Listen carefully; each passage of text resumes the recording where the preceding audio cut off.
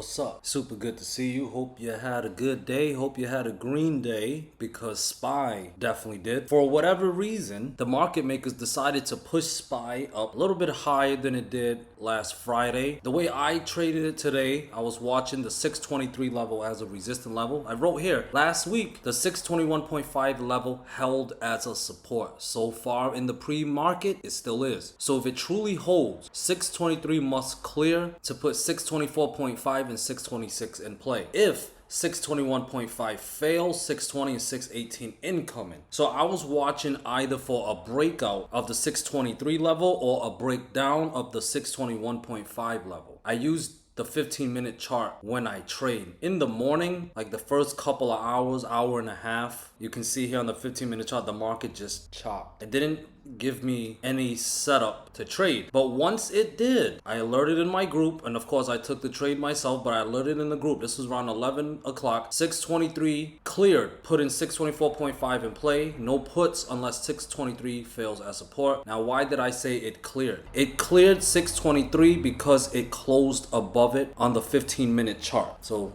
I use a 15-minute chart. I see it breaking out. It's looking strong. And to calls, if it dropped below 623, I would have exited the calls. Took my loss no matter how small or big it was. I would have cut my loss because the trade setup would have been invalidated. In this case, it cleared my 623 level, just like I wrote in my Discord. If it cleared 623, 624.5 or higher would be in play. If it broke down 621.5, we would have favored more downside. Price action said we are going up with the stop loss below 623. It hit 624.5, gave us a little bit more than that. Didn't quite get back up to all-time highs, but it was a directional day. No traps, took one setup, cleared it, hit the target, and it just chopped in the rest of power hour. Pretty much. But it's very important that we remember that there is actually CPI reporting in the morning. That's when they report inflation. And of course, if inflation comes out hot, meaning it comes out higher than expected, I think they are expecting it to come out high or inflation to go up. And if it does go up or higher than they expected it to go up, could possibly cause the market to correct itself, a big drop to the downside. And they are reporting it 8:30 a.m. Eastern time. So it will be a pre-market move. So if inflation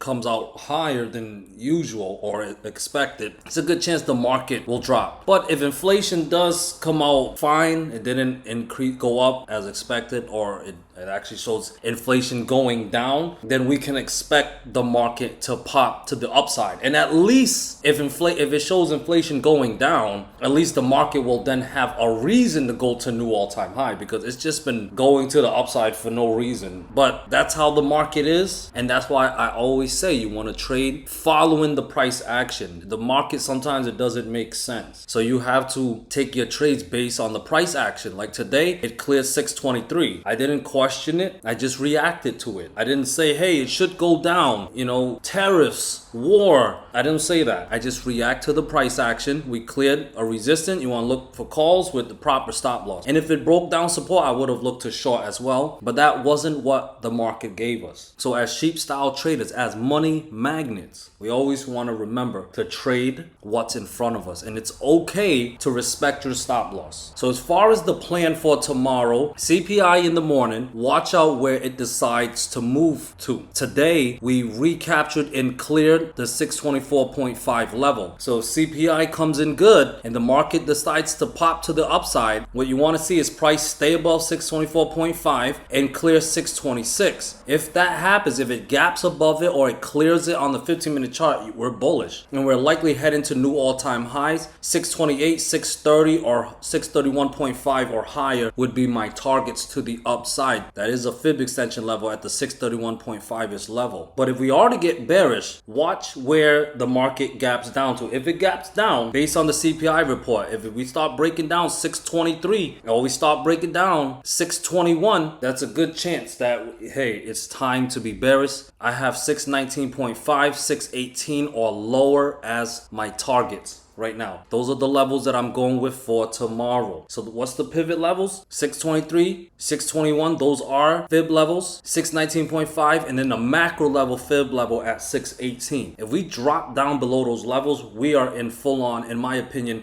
correction mode, and we're likely getting a multi-day, possibly even a multi-week move back to the downside. So with CPI tomorrow, Uncle Charles is definitely expecting a big move. I don't know if we're gonna go up or go down, but definitely check out the CPI report. If inflation is higher than expected, we're likely dropping down below 618. I am bear biased. Chop ends. Remember, we have that doji on the weekly, right? We have the doji on the weekly. So below 618, chop ends in favor of the bears. And if we break above that all-time pivot high, which is at 628.87, chop ends in favor of the bulls. So remember that doji on the weekly chart. That's the range I'm definitely watching. Moving on to triple Q, it also bounced similar to the SPY. It recaptured the 555.5 level. But if we are to be bullish tomorrow with help from CPI, we need to gap above 557. And now multiple times we tested the 557 level. Triple Q failed to break through each time. So if CPI helps it and it gaps above it, above 557, that would then qualify as a bullish breakaway gap, and that should give us favor for more upside. 559, 561, 563, and 564.8 would be my targets to the upside. But if we are to drop to the downside, I have 555.5, 554, and 552 as my support levels. Now we've been getting some strong buying pressure for the last few trading days around that 552 area. So if we can gap down below it, that would be technically almost a bearish breakaway gap to the downside. So below 552 and especially below 550, Uncle Charters would be bear biased, and I would favor a multi-day move to the downside. Tesla, we have a situation here. Big body green candle last Friday, and today we have a doji. This could either be an evening star pattern or a bullish continuation. The main thing when we get these dojis is to always watch the range of the doji. So if we are to be bullish, I have resistance at 317.5, 319, 320.5, and 322.6. That's the high of the doji. If we break above those levels or even gap above those levels,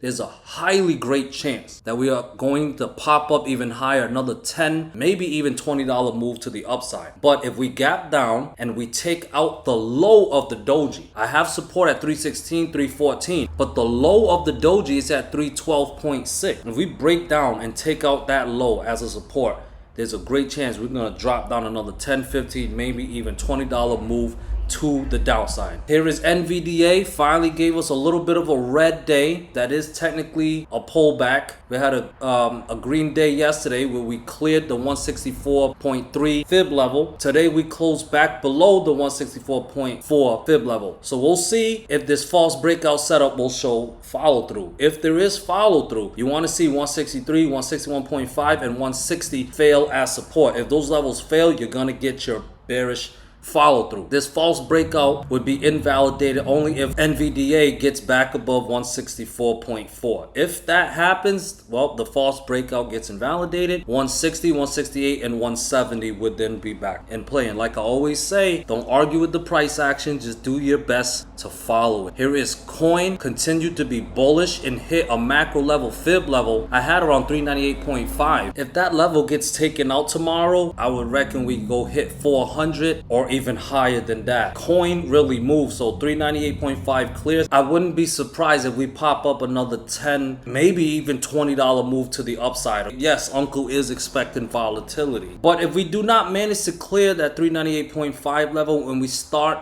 pulling back, support that I have is at 394, also at 390 and 388. If those levels break down, we can expect another $10 to $15 move to the downside, and below 382, Uncle Charters would be bear bias, a multi-day move to the downside. And last but not least, here is IWM, also went with the bounce, closed right around that 223 level. Watch that level tomorrow where IWM decides to gap up or down to. If we gap up above 223 and above 225, that's your bullish sign. We're highly likely going to hit 227 in the 230 area. But if we gap down back below 220.5 or 220, 218, 216, and 214, the odds of hitting those targets would be pretty high. Guys, thank you so much for being here. CPI is tomorrow. Play it safe. Good luck. Love y'all. Peace.